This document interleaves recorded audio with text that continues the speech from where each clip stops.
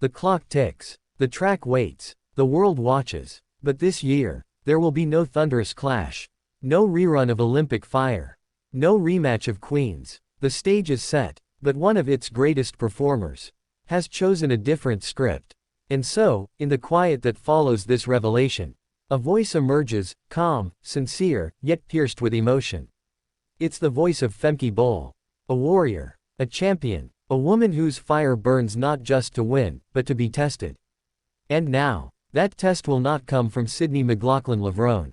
Because the American legend, the world record machine, the empress of the 400 meters hurdles, has turned her gaze elsewhere. To the flat 400 meters. To new terrain. To a race without rhythm, without flight, just raw, relentless speed. It's a shame, says Femke. Not in bitterness. Not in spite. But in heartbreak. In the way a true gladiator longs for her equal. Craves her counterpart. Hungers for the storm that made her stronger. It's a bit of a disappointment.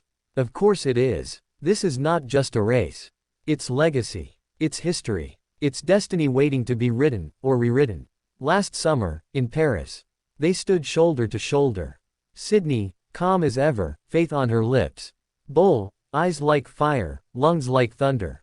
10 hurdles. 1 battlefield. And when the smoke cleared, Sydney stood triumphant. Gold around her neck. World record in her wake.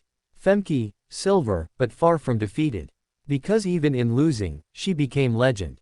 Because when you run against McLaughlin-Levrone, you don't just compete, you evolve. That's what makes this moment bittersweet. Sydney, the queen of the 400 meters hurdles. The breaker of 6 consecutive world records. The 2-time Olympic champion. Has walked away from the very event she owns.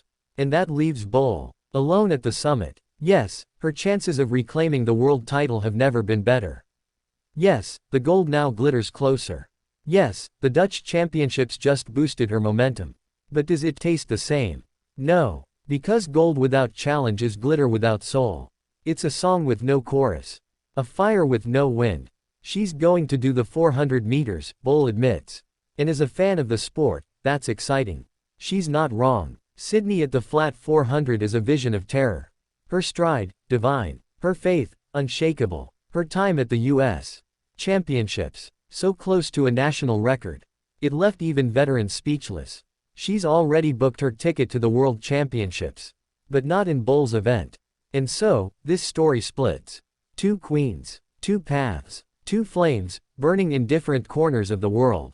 But while Sydney runs into new legend, Femke faces ghosts. Not hers, but those left behind. She trains now with a quiet ache. A yearning for that mirror.